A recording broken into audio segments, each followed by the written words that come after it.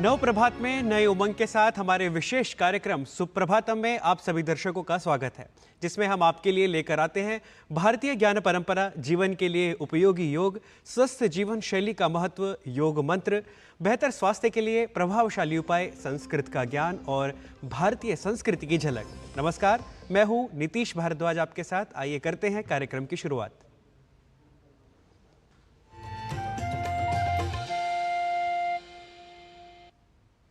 ऊर्जा के इस क्रम को आगे बढ़ाते हुए आपको भी ऊर्जान्वित करने के लिए आरंभ करते हैं आज का यह कार्यक्रम। सबसे पहले देख लेते हैं आज का पंचांग और जान लेते हैं आज का तिथि, वार और नक्षत्र। आज का पंचांग युगाब्द 5126, विक्रमी संवत 2081, शक संवत 1946, उत्तरायण, ज्येष्ठ मास, शुक्ल पक्ष, सप्तमी तिथि, बृहस्पतिवार, पूर्वा फाल्गुनी नक्षत्र। आज का दिन मंगलमय हो। और अब भारतीय ज्ञान परंपरा प्रभाग का समय। बात करते हैं भारतीय ज्ञान परंपरा में। जैसा कि आप सभी जानते हैं कि भारतीय ज्ञान परंपरा के अंतर्गत महाभारत के क्रमशः सभी पर्वों का संक्षिप्त विषय वस्तु से हम आपका परिचय कराते रहे हैं। तो चलिए आज महाभारत के सौप्तिक पर्व की संक्षिप्त विषय वस्तु से आप परिचय कीजिए अपनी विशेष रिपोर्ट के माध्यम से।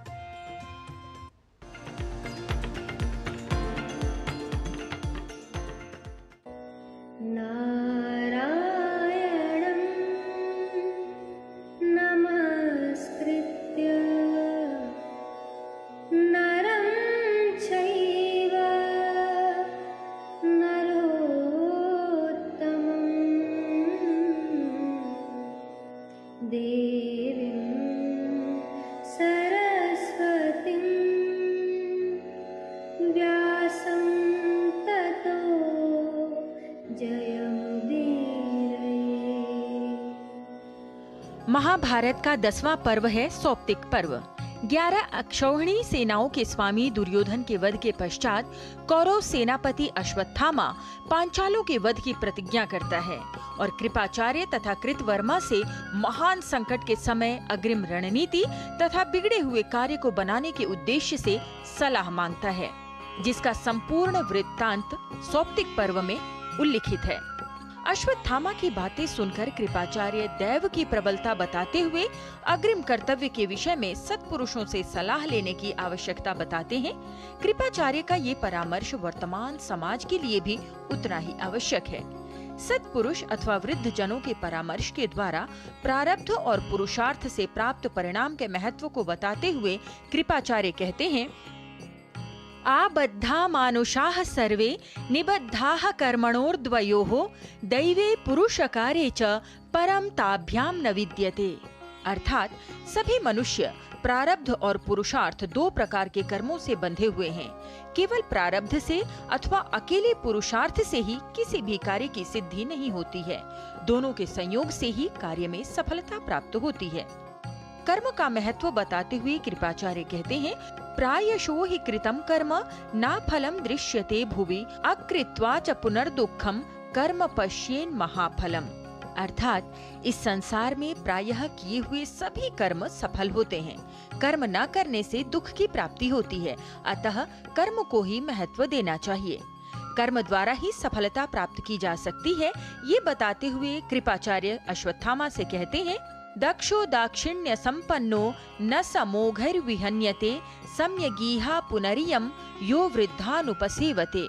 जो मनुष्य सभी कार्यों को पूर्ण पुरुषार्थ से करता है वह सदैव सफलता को प्राप्त करता है।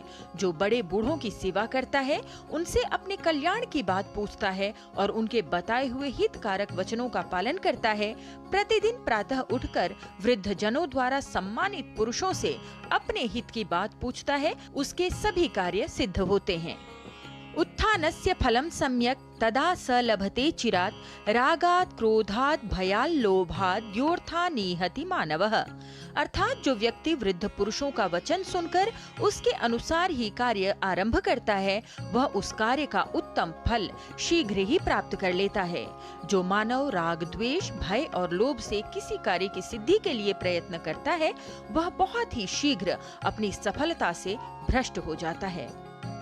कृपाचार्य कहते हैं, जब मनुष्य मोह के वशीभूत होकर हित अहित का निर्णय करने में असमर्थ हो जाए, तब उसे अपने सुहृद जनों से सलाह लेनी चाहिए।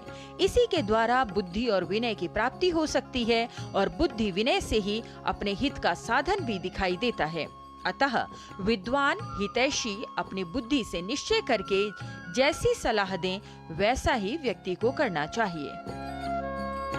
कृपाचार्य अश्वत्थामा से आगे कहते हैं कि अधर्म पूर्वक किए गए युद्ध में प्राप्त असफलता के कारण मेरी बुद्धि उचित अनुचित का निर्णय करने में समर्थ नहीं है। अतः अश्वत्थामा हमें राजा धृतराष्ट्र, देवी गांधारी तथा परम बुद्धिमान विदुर जी के पास चलकर अग्रिम रणनीति के विषय में पूछना चाहिए।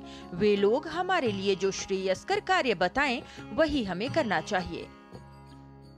सफलता के इच्छुक मनुष्य के लिए कृपाचार्य का वृद्धों से परामर्श विषयक विचार निश्चय ही भारतीय ज्ञान परंपरा के नैतिक मूल्यों को उजागर करता है, जिसका अनुसरण कर आधुनिक समय में भी मनुष्य सफलता को प्राप्त कर सकता है। कृपाचार्य के परामर्श पर अश्वत्थामा के विचार तथा उसके कार्य को जानने के लिए देखते रहिए कार्यक्रम सुप्रभातम और महाभारत पर आधारित सौप्तिक पर्व का अगला अंक।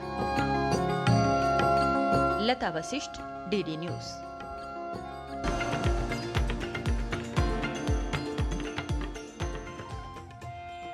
मित्रों, महिलाओं में हार्मोन का असंतुलन कई कारणों से हो सकता है और इसके कारण कई समस्याएं भी उत्पन्न हो सकती हैं। एक हार्मोनल असंतुलन तब होता है जब अंडाशय अतिरिक्त हार्मोन बनाते हैं।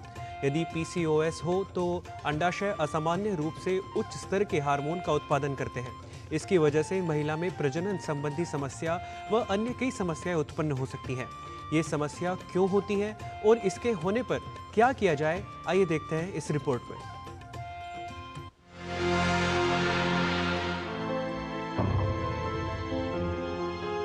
पॉलीसिस्टिक ओवेरियन सिंड्रोम, जिसका खतरा महिलाओं में काफी बढ़ गया है। Polycystic ovarian syndrome endocrine system से संबंधित समस्या है जो अधिकतर कम आयु की महिलाओं व किशोरियों को प्रभावित कर रही है। पॉलीसिस्टिक ओवेरियन सिंड्रोम से प्रभावित होने पर अंडेदानी की परत की मोटाई अधिक हो जाती है, जिसकी वजह से अंडा या ओवम अंडाशय से नहीं निकल पाता। अंडाशय से न निकलने के कारण महिला को मासिक धर्म में परेशानी होती है या उसमें अनियमितता उत्पन्न हो सकती है। पीसीओएस से प्रभावित महिला में गर्भधारण में समस्या हो सकती है और कुछ महिलाओं में बार बार गर्भपात या अनुर्वरता भी हो सकती है। पीसीओएस की समस्या है जब स्पेशली एडोलेसेंट पेशेंट्स, बच्चों के अंदर पीरियड्स जो हैं इरेगुलर होते हैं। एक टाइम तक पीरियड का इरेगुलरिटी नॉर्मल माना जाता है, मगर उसके बाद धीरे धीरे जैसे युवावस्था आगे बढ़ती है, हम उम्मीद करते हैं कि एक औरत को 21 से 35 दिन के बीच के अंदर महीना इतना अगर वेरिएशन है उसको हम नॉर्मल समझते हैं। अगर उससे ज़्यादा है तो हम उसको एबनॉर्मल समझ के उसको इन्वेस्टिगेट करते हैं। अगर उनके हम सिम्टम्स देखें तो मुंह के ऊपर मुहासे आने, पीरियड इरेगुलर होना, जैसे मैंने समझाया, साइकिल की लेंथ बढ़ जाना, महीना 35 दिन के बाद आना, और उसके बाद उसके अंदर पेशेंट को अगर गर्भावस्था करनी है तो हम इन पेशेंट्स को इन्वेस्टिगेट करते हैं, पीसीओएस रूल आउट करते हैं और उसके बाद आगे बढ़ते हैं। पॉलीसिस्टिक ओवेरियन सिंड्रोम में महिला को हार्मोन में असंतुलन होता है। इसके कई कारण हो सकते हैं। पॉलीसिस्टिक ओवेरियन सिंड्रोम होने पर महिला को गर्भ धारण करने में समस्या हो सकती है, साथ ही कई अन्य बीमारियों का खतरा भी बढ़ जाता है। पीसीओएस के दुष्प्रभाव केवल गर्भ धारण में समस्या या अनियमित माहवारी तक ही सीमित नहीं है। यदि इसका सही इलाज न किया जाए तो महिलाओं में कई तरह की अन्य जटिल समस्याएं होने का खतरा भी होता है। ऐसे पेशेंट्स में जहाँ फैमिली हिस्ट्री होती है उन पेशेंट्स के अंदर हम पीसीओएस को ज़्यादा सस्पेक्ट करते हैं, परंतु ये देखा गया है कि पीसीओएस आजकल ऑलमोस्ट 10% औरतों में पीसीओएस पाया जा रहा है। तो इसलिए ऐसा नहीं कहा जा सकता कि जिनकी फैमिली हिस्ट्री है उन्हीं को है, मगर हम सस्पेक्ट ज़रूर करते हैं बाकी पेशेंट्स में भी। पीसीओएस के पेशेंट्स में हम मोटापा जो है ये बड़ा कंट्रीब्यूटरी होता है। पीरियड्स को रेगुलर करने के लिए या एक्ने को कम करने के लिए हम नॉर्मली कॉन्ट्रासेप्टिव पिल्स देते हैं, बट जिनको हम कॉन्ट्रासेप्टिव पिल्स देते हैं उन पेशेंट्स में प्रेगनेंसी नहीं हो सकती है, ये हमें सोचना है।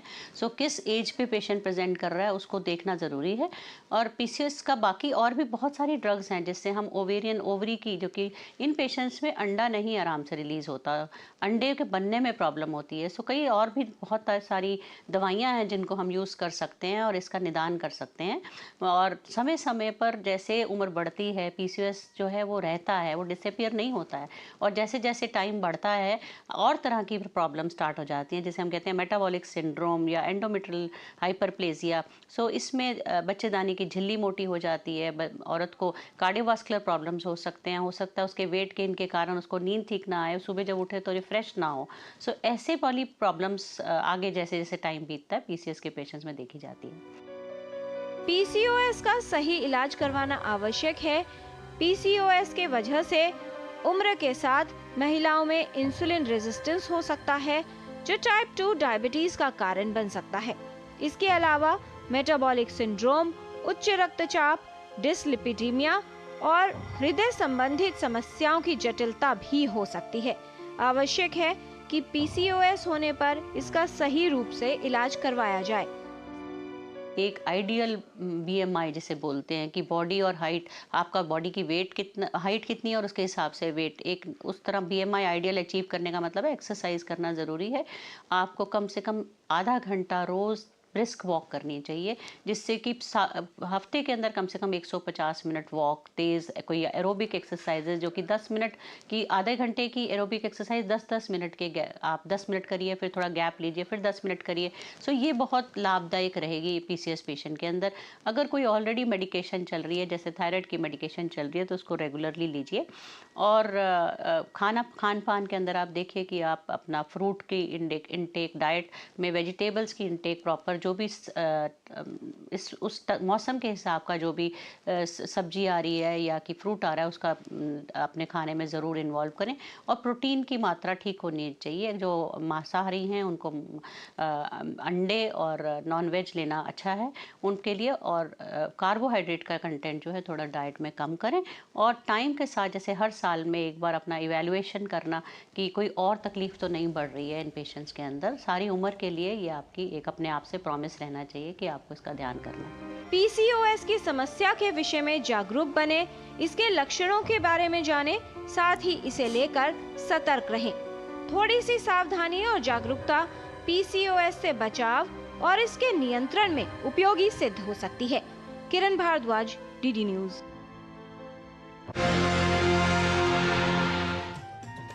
और कार्यक्रम में लेते हैं एक छोटा सा विराम। आप देखते रहिए डीडी न्यूज।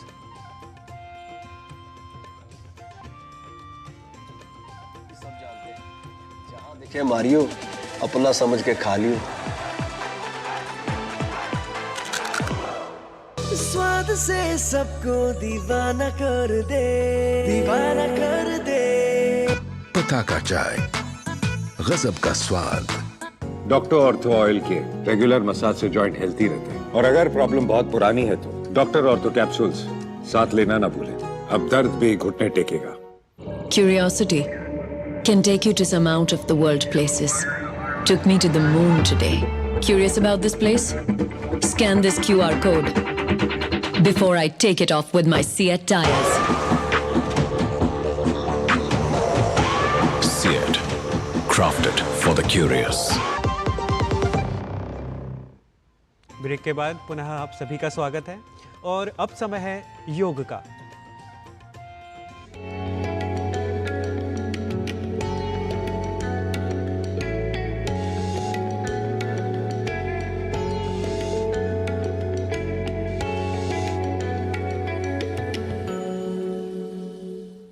मित्रों, 21 जून को अंतर्राष्ट्रीय योग दिवस है और इसी के उपलक्ष्य में हम आपका परिचय योग मंत्रों से करा रहे हैं।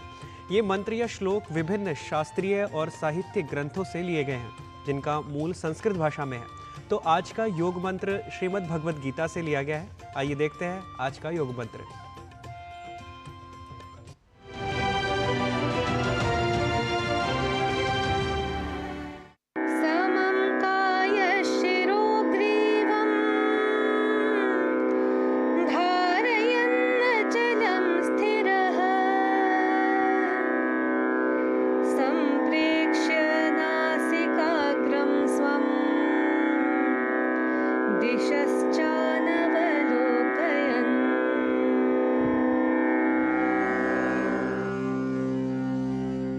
रीढ़, गर्दन एवं सिर को सीधी रेखा में स्थिर रखकर योगी को चारों दिशाओं में न देखते हुए अपनी आंखों को नासिका के मूल अर्थात भौहों के मध्य बिंदु पर केंद्रित कर स्थिर होकर बैठ जाना चाहिए। Firmly holding the spine, neck and head erect and motionless, let the yogi focus his eyes at the starting place of the nose. That is the spot between the two eyebrows, and let him not gaze around in various directions.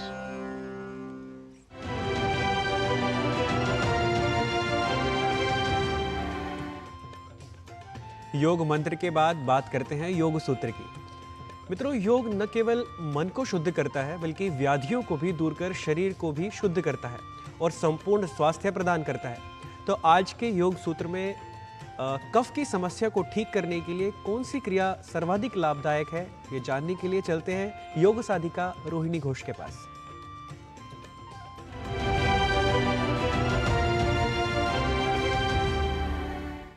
नमस्कार, मेरा नाम रोहिणी घोष है। आज हम एक ऐसे प्राणायाम का अभ्यास करेंगे जिसके नियमित अभ्यास से आपको कफ यानी कि बलगम से निजात मिलेगा, जो एक मुख्य कारण है सर्दी, खांसी, जुकाम के लिए। तो आइए देखते हैं इसे कैसे करें। इस प्रकार सुखासन में बैठ जाएं, दोनों हाथों को पैरों पे टिका दें, पीठ को सीधा रखें, एक बिंदु पे ध्यान केंद्रित कीजिए और अपने राइट हैंड को प्रणव मुद्रा में ले जाए। ये है प्रणव मुद्रा, जिससे आप अपने नाक को खोल बंद करेंगे और सांस को अंदर बाहर करने में ये मदद करेगा। पहले सांस ले, अब सांस छोड़ दीजिए। अपने लेफ्ट नॉस्ट्रिल को बंद कीजिए, राइट से इनहेल 1 2, राइट बंद कीजिए, सांस को होल्ड कीजिए 1 2 3 4, लेफ्ट खोलिए, एक्सेल 1 2, लेफ्ट से इनहेल 1 2, लेफ्ट बंद कीजिए, सांस होल्ड कीजिए 1 2 3 4, राइट खोलिए, एक्सेल 1 2, नाक को बंद कीजिए, सस्पेंड कीजिए सांस को 1 2।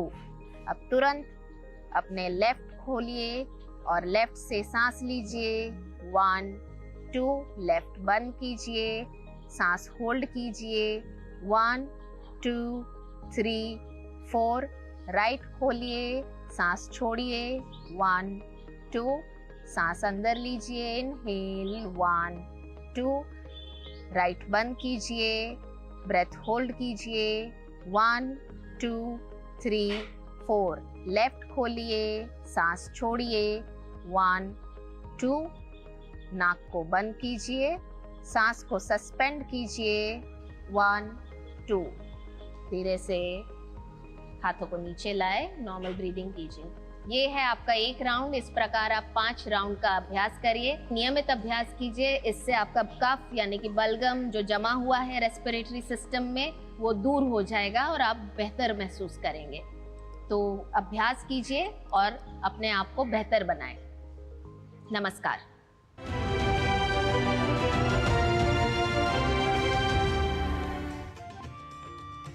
उच्चारण का हर भाषा में ही महत्व होता है और संस्कृत भाषा की बात ही विशेष है।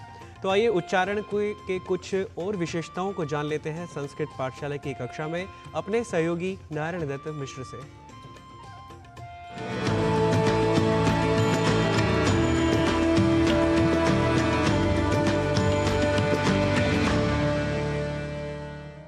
संस्कृत पाठशालायां स्वागतम अस्तु।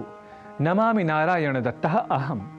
आज जान लेते हैं अहम इस शब्द विशेष के शुद्ध उच्चारण के बारे में। अहम इस शब्द को अहम ऐसा कहना शुद्ध उच्चारण है, पर कुछ क्षेत्रगत प्रभाव हम भाषा पर ले आते हैं और अहम को अहम के रूप में बोल देते हैं और धड़ल्ले से बोलते ही जाते हैं। ध्यान दीजिए, जैसे मैं कहूँ अहम अस्मि नारायण दत्तः, और यदि अहम के मेरे उच्चारण में क्षेत्रीयता आ जाए और मैं अ को ए इस रूप में उच्चारित कर दूं, या आप यह समझिए कि मैं किसी शब्द के आरंभ में या मध्य या अंत में या जहां कहीं भी अ यह अक्षर हो, तो उसे ए इस रूप में बोलकर प्रादेशिक उच्चारणगत दोष ले आऊं, तो मैं अहम अस्मि के बजाय अहम अस्मि, अनुरागम करोमि को अनुरागम करोमि, कथय मित्र को कथय मित्र आदि कहता जाऊंगा। और ऐसा कहते ही संस्कृत के संस्कृतत्व पर, उसके उच्चारण वैशिष्ट्य पर एक प्रकार का कुठाराघात यह होगा, क्योंकि संस्कृत तो एक वैज्ञानिक भाषा है जिसमें प्रादेशिक, सामयिक या वैयक्तिक दोषों को जोड़ देना वाकई काफी अवैज्ञानिक होगा। ऐसे में हमें अहम को अहम नहीं कहना है, अपितु अहम यह कहना है। अनुरागः को अनुरागः नहीं कहकर अनुरागः यह कहना है। ऐसे ही कथय मित्र को कथये मित्रे नहीं कहना है, अपितु कथय मित्र यह ही शुद्ध रूप से कहना है, यह ध्यान रखें। उच्चारणगत प्रादेशिक दोषों की यदि हम बात करें तो उस क्रम में कुछ और उदाहरणों पर बात करते हैं। जैसे संस्कृत का एक शब्द है नमस्कारः, और नमस्कारः की जगह बहुत बार हम प्रादेशिक प्रभाव में आकर नमस्कारम यह बोल देते हैं, जो कि अशुद्ध है। ध्यान देने वाली बात यहाँ यह है कि नमस्कारः यह एक पुल्लिंग शब्द है, जबकि नमस्कारम यह नपुंसक लिंग शब्द है या फिर द्वितीय विभक्ति के एक वचन का रूप है, जिसके बारे में आप विशेष रूप से जानेंगे जब हम आपको शब्द रूपों और विभक्तियों के बारे में बताएंगे। तो कुल मिलाकर नमस्कारम यहाँ अंत में केवल म ऐसा जोड़ लेने भर से सब कुछ संस्कृत नहीं हो जाता, यह भी ध्यान रखना है और बोलना है नमस्कारः।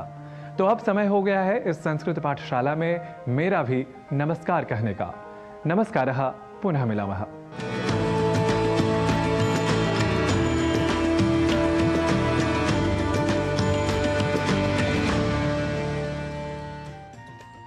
कहते हैं कि जब देश की महिलाएं सशक्त होंगी तभी वो देश विकास कर सकता है।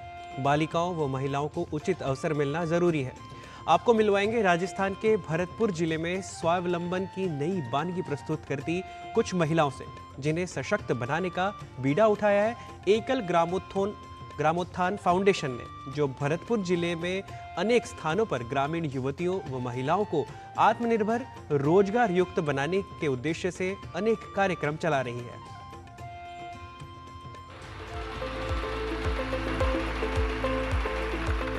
ये है महिला सिलाई प्रशिक्षण केंद्र, जहां एकल ग्रामोत्थान फाउंडेशन द्वारा महिलाओं को सशक्त और समर्थ बनाने का काम जारी है। एकल ग्रामोत्थान फाउंडेशन के लोग भरतपुर जिले में अनेक स्थानों पर ग्रामीण युवतियों और महिलाओं को आत्मनिर्भर और रोजगार परक बनाने के लिए अपने स्तर पर प्रयास कर रहे हैं। भरतपुर की बयाना तहसील के खेरारा गांव से सिलाई का प्रशिक्षण लेने के बाद ये महिलाएं अपने अपने घरों पर ही कपड़े और कपड़े के बैग सिलती हैं और उसे दुकानदारों को मुहैया कराती हैं। इतना ही नहीं, इन महिलाओं द्वारा तैयार किए जा रहे कपड़े के थैलों को देश के विभिन्न प्रांतों के साथ साथ विदेशों में भी भेजा जा रहा है। करीब 4 दर्जन से अधिक महिलाएं रोजगार से जुड़ चुकी हैं और 1 दर्जन से अधिक महिलाओं ने स्वयं का लघु उद्योग स्थापित कर लिया है। आज ये महिलाएं अपने खुद के पैरों पर खड़ी हैं। खास बात ये भी है कि इन्हें प्रशिक्षित करने के लिए कोई फीस नहीं ली जाती। यहाँ बच्चियों को सिलाई वगैरह सिखा के उनको आत्मनिर्भर बनाते हैं, जिससे वो यहाँ रहें या कहीं और जाके अपना सिलाई वो रोजगार में लाएं। कुछ बच्चियाँ जो नहीं आ पाती हैं उनके लिए हमने वहाँ पे मशीनें दी हैं जो अपने घर पे ही काम जारी रखती हैं। हमने अभी बच्चियों को पॉलीथीन बंद करने के लिए उन्हें बैग सिलना सिखाया है। उस बैग को हम यहाँ पे सिलते हैं, उनका ऑर्डर लेते हैं, विदेशों तक भेजते हैं। आज स्थिति ये है कि सैकड़ों महिलाएं सिलाई का प्रशिक्षण प्राप्त करके रोजगार से जुड़ चुकी हैं। कईयों ने तो स्वयं का लघु उद्योग भी स्थापित कर लिया है, जो घरों पर ही कपड़े के बैग सिल रही हैं और परिवार की आर्थिक स्थिति को मजबूत बना रही हैं। भरतपुर से कपिल चीमा की रिपोर्ट, डीडी न्यूज। और इस प्रकार विविध प्रभागों को देखकर आज के इस अंक को यही समाप्त करते हैं। कल पुनः नए विषयों को लेकर आपके समक्ष उपस्थित होंगे। तब तक के लिए मुझे और मेरे सभी सहयोगियों को दीजिए अनुमति। नमस्कार, शुभ दिन।